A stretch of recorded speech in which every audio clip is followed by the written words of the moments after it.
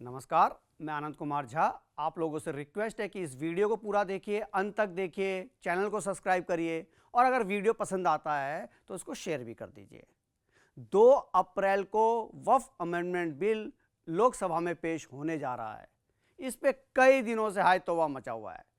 जब ये बिल आया था, जब ये बीजेपी ये बिल लेके आई थी अमेंडमेंट का, तो जेपीसी को साथ भेजा गया। जेपीसी ने 6 महीने लगाए और 6 महीने के बाद जब ये संसद में पेश हुआ, उस दिन से ये हल्ला गुल्ला चल रहा है। तो ये वक्फ अमेंडमेंट बिल 2 अप्रैल को संसद में पेश होगा और उसके बाद अमेंडमेंट के बाद ये पास भी होगा। आज इतना ईद का इतना अच्छा दिन था, त्योहार का दिन था और काली पट्टी लगा के रोडों पे हल्ला गुल्ला काटा गया। ईद को तो ऐसे मनाया गया जैसे मुहर्रम को बना रहे हो।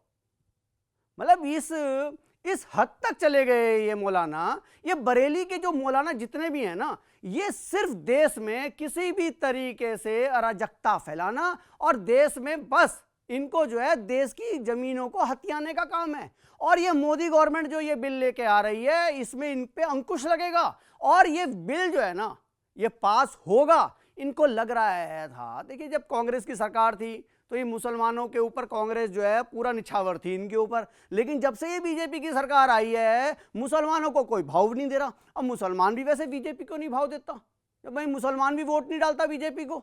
तो लेकिन इस बार जो ये बिल आ रहा है अमेंडमेंट वाला, ये बिल में राजनाथ सिंह को सबसे आगे कर दिया गया है बीजेपी की तरफ से कि वो अपने जितने भी सहयोगी दल हैं और जो बीजेपी को सहयोग नहीं करते उनको भी बीजेपी के लिए बात करें और ये वक्फ बोर्ड के लिए बिल के लिए बात करें, चाहे वो नीतीश कुमार हो या चंद्रबाबू नायडू हों, जो बीजेपी को सपोर्ट कर रहे हैं इस वक्त, उनसे बात करने के लिए राजनाथ सिंह को आगे कर दिया गया है। लेकिन आपको ये बताएं, जो ये वक्फ बोर्ड का जो विरोध कर रहे हैं, साथ में फिलिस्तीन का भी झंडा लेके आ गए।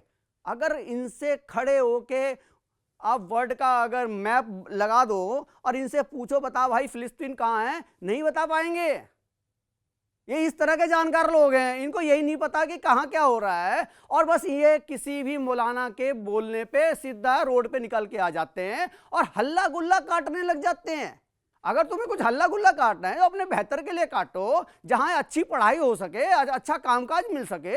इस तरह के वक्फ बोर्ड जो लोगों के गरीब लोगों का हथिया लिया जमीन, वो विधवाओं का जमीन हथिया लिया इन मुलाजमों ने, इसका इलाज देखिए ये गवर्नमेंट इनका इलाज करेगी और कर रही है। ये कितने भी विरोध कर लें, चाहे बीजेपी के पास नंबर ना भी हो राज्यसभा में, लेकिन फिर भी बीजेपी ये बिल लोकसभा में राज्यसभा में पास कराएगी। और ये बड़े बड़े जो मौलाना है ना भाई, ये लोगों की जमीनें हड़पने के लिए ही इन्होंने जो है इनका धंधा चलता था और इस धंधे पे ब्रेक लगाने के लिए ही ये बिल आ रहा है और ये बिल पास होते ही ये सारे मौलाना गायब हो जाएंगे।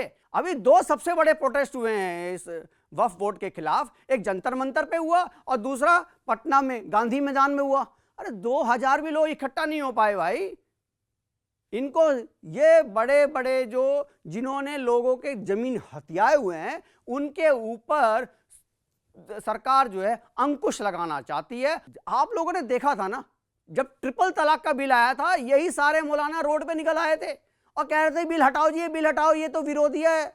इसी तरीके से ये वक्फ अमेंडमेंट बिल भी लोकसभा में राज्यसभा में पास होगा और इसमें जो भी अमेंडमेंट होगा, ये बताया जा रहा है बीजेपी की तरफ से कि इसमें जिस तरह से ये लोगों को गुमराह कर रहे हैं, इस तरह का इसमें कोई भी बात नहीं है। पहले बिल आने दीजिए, बिल में क्या क्या अमेंडमेंट है वो पेश होने दीजिए, उसके बाद अगर आपको समझ में आता है कि नहीं कुछ सरकार कुछ गलत करना चाहती है, तब तो आप प्रोटेस्ट करिए। लेकिन बिना उसके सरकार क्या उसमें अमेंडमेंट लेके आ रही है।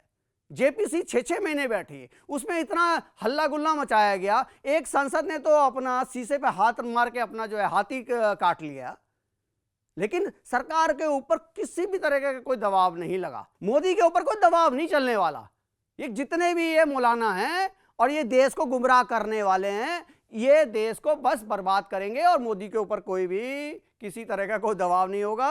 और आप लोगों को क्या कहना है इस अमेंडमेंट के बारे में? वक्फ अमेंडमेंट बिल क्या ये पास होगा? जब 2 तारीख को ये संसद में पेश होगा उसके बाद इसकी क्या रूपरेखा होती है, इस पर भी चर्चा करेंगे। और इस बिल में क्या क्या है, इस अमेंडमेंट में क्या क्या है, इस पर भी चर्चा की जाएगी। इस पर भी एक वीडियो बनाया जाएगा। आप लोगों को क्या कहना है इस वक्फ अमेंडमेंट बिल के बारे में? अपनी राय प्लीज कमेंट करके दीजिए, पर बिना गाली दिए। आप लोगों को मेरा कंटेंट कैसा लगा ये भी बताइए, और किस वीडियो पे हम वीडियो बना सकते हैं इस पे भी अपनी राय दीजिए।